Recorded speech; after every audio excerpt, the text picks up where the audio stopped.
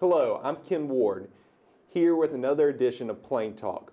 We're here today with Mayor of Tuscaloosa, Alabama, Walt Maddox, who's also running for the Democratic nomination for Alabama's governor. Thank you, Mayor Maddox, for joining us today. Thank you for having me. Glad to be here. Mr. Mayor, can you tell us just a little bit about yourself and your background and how that qualifies you to be Alabama's next governor, possibly? Well, I was born and raised in Tuscaloosa, graduated from Central High School, earned my undergrad and master's degrees from UAB, my master's being in public administration.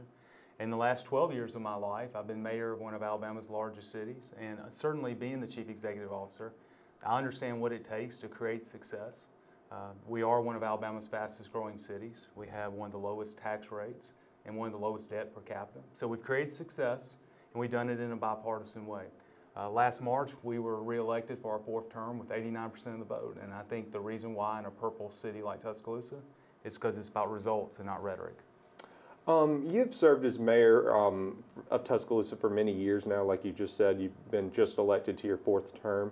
What are some things that you've learned from those years that you would bring to Montgomery if elected governor? Well, you know, being a chief executive officer, I understand how to make the executive branch work. It's one thing to be in another position, whether it's in the courts or in the legislature, where you can either talk or just order people what to do. In the executive branch, you have to bring people together to make it work. You know, at the city, making sure that our roads are good is not a Republican or Democrat problem. Making sure that our police force is responding, that fire and rescue is there when you need them, is not a Republican or Democrat problem. And nor should having good schools, or nor should having great health care. And taking the approach that this is about results and not about ideology, I think is needed in Montgomery, because over the last 7 years, Alabama has continued to fall in every major category of life. And then we look at the corruption that has taken place with governor, Speaker of the House, House Majority Leader, and Supreme Court Justice all leaving either under indictment or a cloud of shame. Alabama deserves better than that, and I think we need a mayor who understands how to make everything work and do it in an honest and ethical fashion. You mentioned being a chief executive officer of the city of Tuscaloosa for several years. Many of our past governors have been coming from the legislative branch, or they were members of Congress or long-term state politicians. What do you think you would bring as a mayor differently than some of those people to that perspective to the governor's office? Well, the first thing is we're going to bring innovation and not ideology. I care about making it work, because it's not about big government or less government, it's about effective government. And at the City of Tuscaloosa, our standard of excellence is to be the most innovative and effectively managed government in the United States, bar none. That is our standard. So that's the first thing that we're going to bring. The second thing we're going to bring is we're not going to allow corruption to take root. Again, over the last 7 years, we have seen every major leader of this state either lead in a cloud of shame or kept silent for their own benefit. We will not tolerate that. In my 12.5 years as mayor, not one ethical complaint, not one hit of corruption. We've done things in accordance with our values. And so those are the two things as the chief executive officer at the city that we're going to bring to Montgomery. And lastly is that the team around me at the city, our cabinet, many of them are going to come with me. So we're not going to start all over. We're going to bring in our own team that has worked together for many years and tackle the major problems in front of Alabama. You mentioned Alabama's issue with corruption and some of the high-profile incidents, whether it be Robert Bentley, Mike Hubbard, or Roy Moore.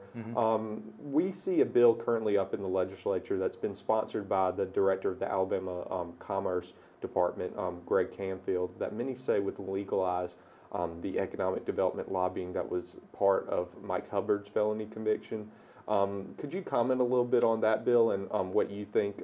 I know Governor Ivey said she supports the bill just because it could bring in economic development to our state, but a lot of people have criticized that. Well, I don't know the specifics of the bill, but I will say that anything that opens the door to further corruption is not a good idea, especially in this current environment in Alabama. You know, Lord Acton said that power corrupts and absolute power corrupts absolutely. When you have a one-party system that goes unchecked, this is the type of corruption that you see. And we shouldn't do anything else that could further expand those opportunities. That's why I think it's important to get a Democrat into the executive branch of government. We've got to have checks and balances for government ultimately to work effectively. I believe there are like-minded Republicans that can join like-minded Democrats. and we could create the common ground to find common solutions. You stated that you are a Democrat and you, of course, are running for the Democratic nomination. Alabama is a very red state. Some say that we're probably the most conservative state in the union. What do you think, as a Democrat, how do you think you would lead? I'm guessing you would probably have to work with a legislature that probably will be Republican. How will you try to lead in a bipartisan fashion? Well, I've been a Democrat since I was 17 years old. It started in volunteering in Dr. Hubbard's campaign in 1990. And I had many opportunities in my career to be able to switch parties, but I never did because I felt that'd be dishonest. And quite frankly, Alabama's had enough dishonesty. And so being a Democrat means, for me, it means improving our schools, access to health care. It means making sure we have roads and bridges that can help or keep communities from being cut off in their future. I believe there's enough like-minded Republicans who share the same sentiment. And as for the electoral challenge that we have in front of us, certainly what happened in December shows that a Democrat can win. But also this, if you're a farmer who's voted Republican the last 3 or 4 election cycles in rural Alabama, is your life considerably better, considering that your roads and bridges have deteriorated? Your healthcare system is evaporating before your eyes, and your education system is getting worse and worse and worse. Those are the policies that are not helping the people in Alabama who've traditionally voted Republican. I think with the right candidate and the right nominee, and someone like ourselves who has a record of success in creating bipartisan coalitions, I think that's exactly what Alabama needs. In Tuscaloosa, for example, 2 years ago we passed the Transforming Tuscaloosa County legislation.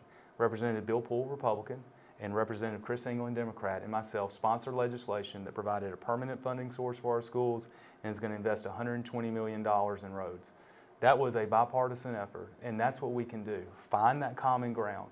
And it's amazing what can happen when we work together. You know, the students here at Auburn University, they're not trying in any way to create a Republican pathway or Democrat pathway. What they're trying to do is create a pathway for a great life. We all should share that. Now, we might have different ideas and philosophies on how we get to that point, but the common ground is your future and my children's future. If we start there, I think with the right leadership, we can build those bridges to a brighter Alabama. You mentioned the December election in which Doug Jones, now Senator Doug Jones, was able to beat Roy Moore in what many said was an upset victory with the first Democrat being elected to a statewide national office in Alabama in the past, I think it was over 20 years. Doug Jones spent a lot of money on outreach, and anybody can admit that campaign was a very unique circumstance. How do you think you will be able to mirror that outreach effort and get out the vote effort if elected to be the Democratic nominee against whoever the Republican nominee ends up becoming? Well, I know there's a lot in the other party that want to think that this was an aberration, but if you look at it, it's not. And the first point I would make is the election was held on December 12th, which was not advantageous towards the Democratic candidate to begin with. Secondarily, the turnout numbers were quite high in the urban areas of our state. But if you look in rural Alabama, where traditional Democrat candidates have done very well, they were actually below the 2016 vote totals for Hillary Clinton.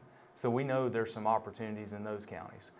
So the other thing that I think works in our advantage is for the last 12 years, I've been mayor in one of the largest cities in Alabama and the largest TV market, the Birmingham media market, where 40% of registered voter lives. And those registered voters have seen a mayor not worry about Republican or Democratic ideologues, but be focused on solutions. I think that is a message that's going to continue. Because again, I say whether you're Democrat or Republican, you want what's best for yourself, you want what's best for your family, and you want what's best for the future. We share those common values. And as Mayor of Tuscaloosa, we've demonstrated how you make that work. I believe we can take that same formula to Montgomery. We have to take that formula to Montgomery because mental health can no longer stand to be in crisis. Corrections can no longer stand to be in crisis. Education, healthcare can no longer stand to be in crisis. We're not only going to be so far behind Georgia, Florida, Tennessee, we're going to soon be behind Mississippi. And quite frankly, if the students here at Auburn are going to be successful and the students at every four-year institution in our state is going to be successful, we've got to be competitive with India. We've got to be competitive with Brazil. We've got to be competitive with Western Europe. We've got to be competitive with China. We're not doing that. And to go 4 more years of status quo, I don't know if Alabama ever catches up.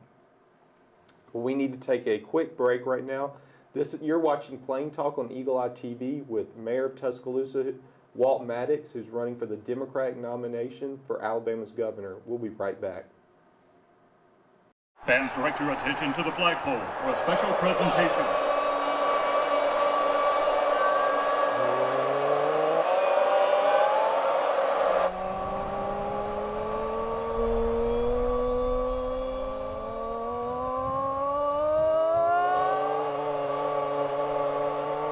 You never really leave Auburn, because Auburn never leaves you.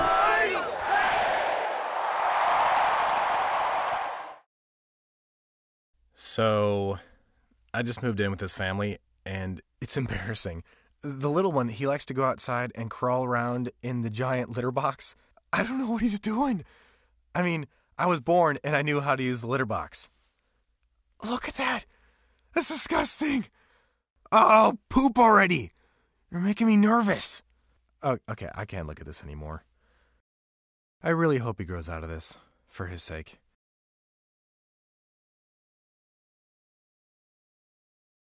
I hope that you've been able to learn a strong work ethic surrounded by character, integrity, perseverance, so that when your 1 second comes, you'll be prepared for it. Chris Davis. 45, there goes Davis! Your 1 second, our 1 second is now. And our lives have been guided by the principles of one of the greatest academic institutions in the country, Auburn University.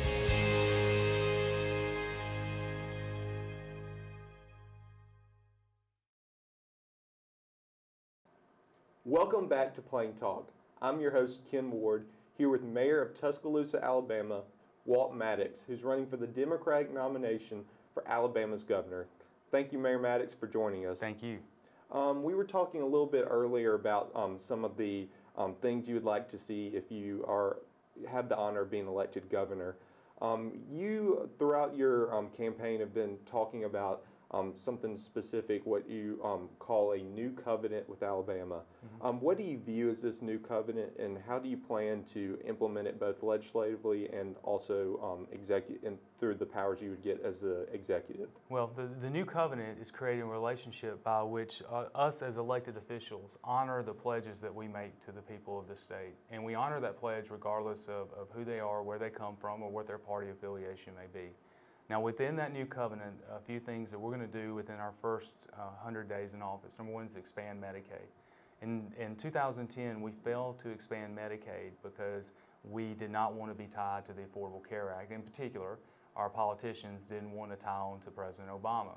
Now, that may have made for good political theater, but what it's done since that time is 8 rural hospitals have either closed or announced their closure.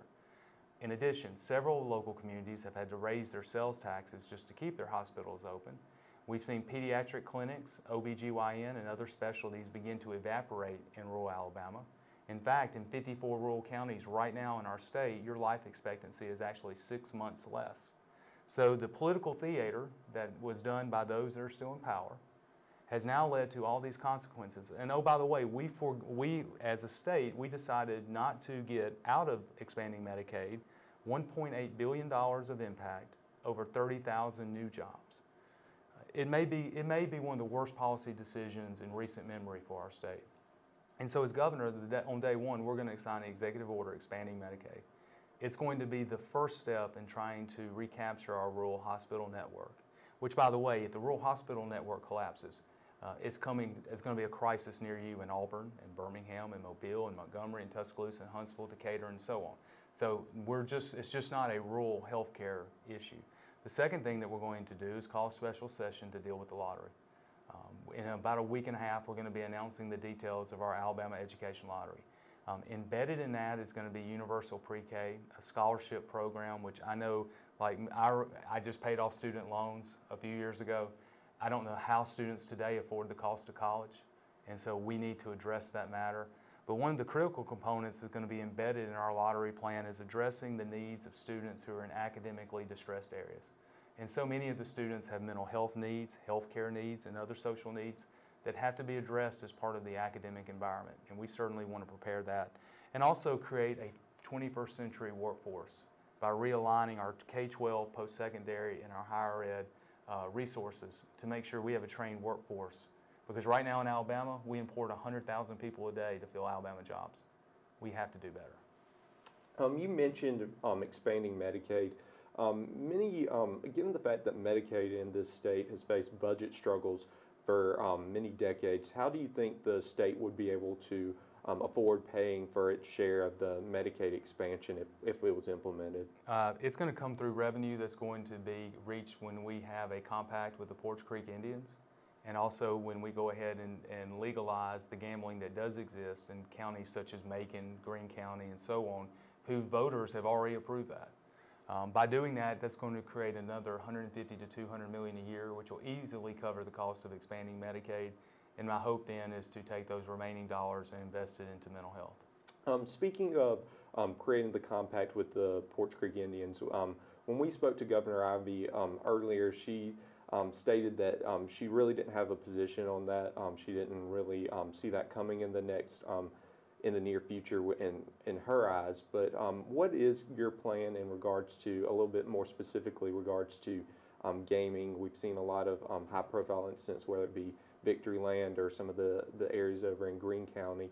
Could you go into a little bit of detail about that? Well, we're going to end this war on gaming. And this war on gaming has been nothing but political theater, which has done nothing but cost thousands of jobs across our state, which has kept us behind in revenue that we could have used to expand Medicaid or do other things to help the citizens of this state. And remember, expanding Medicaid, that's not some social help program. The vast majority of those who would benefit by expanding Medicaid, they're the working people of Alabama.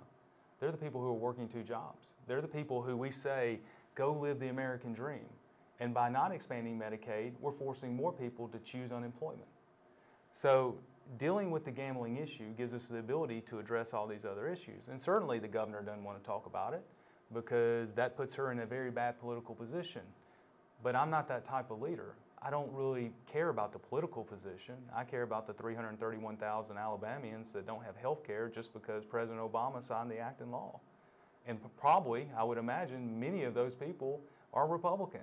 But that shouldn't matter. It shouldn't matter if they're Republican or Democrat or independent. They deserve that opportunity that other states now have throughout the nation. So by reaching a compact with the Poarch Creek Indian, by going ahead and allowing places like in Macon where Victoryland is located, or Green Track in Greene County, or the other areas of the state like in Houston County that have existing gambling, go ahead, codifying that, let those revenues begin and let the state continue, let the state collect it. How many more children are we going to educate in Georgia? How many more children are we going to educate in Tennessee? How many more children are we going to educate in Florida? I'm tired of paying for other people's college. And we know right here in Alabama, we have a way to do all these things without raising taxes. You know, the gambling interests have had this long enough. And by the way, I think it's hypocritical for candidates to be against the lottery or be against reaching a compact who accept money from other gambling interests outside our state who don't want it here for obvious reasons. So if you're willing to accept those dollars, then you are being hypocritical if you're not allowing it in your own state.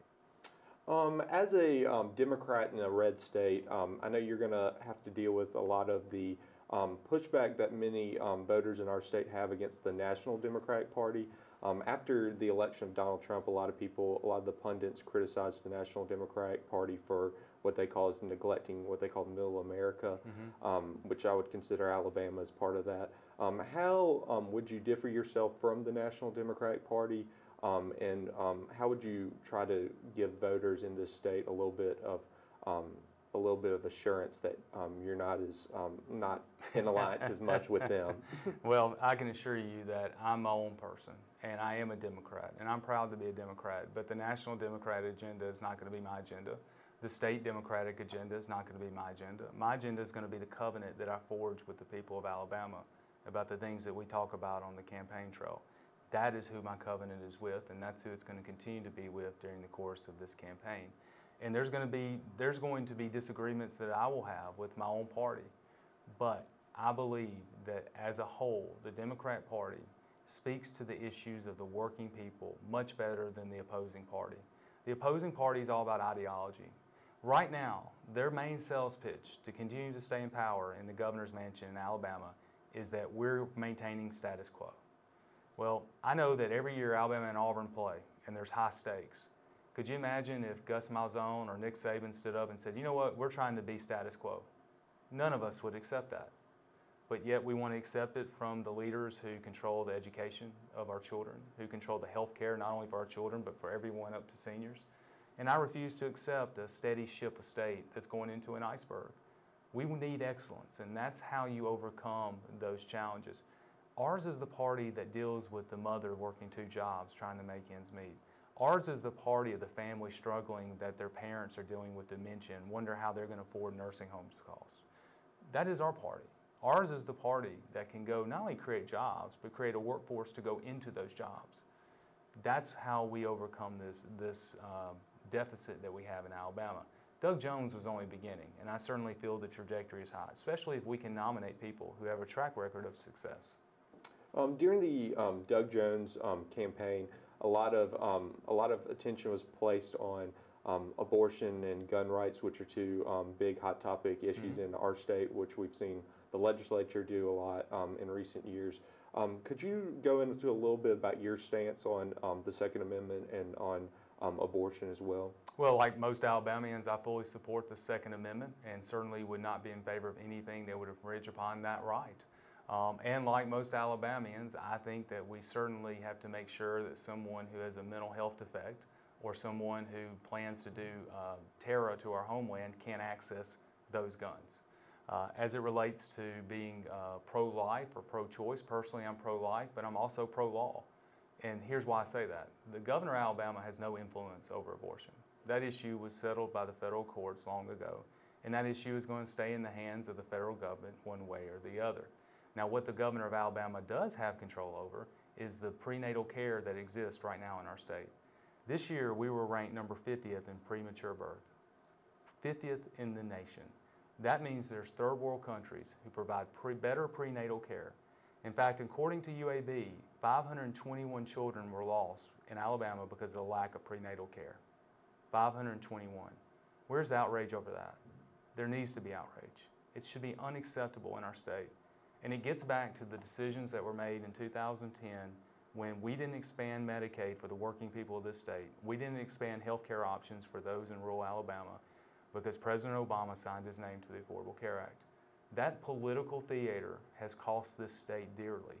As governor, I'm not playing those games. It's about doing the right thing all the time. That has guided me well as mayor. It will guide me into the governor's office. You were mayor during what probably was the biggest news event in Tuscaloosa's recent history, the 2011 tornado outbreaks. Could you go into a little bit of detail about what those events and the response to those events taught you as a leader, and what you would bring in learning about those events to the governor's office? Well, managing crisis is something we're going to need in the governor's office because right now there's not a department of the state that's not in crisis. What April 27th taught me was a couple things. Number one, the people of this state are amazing.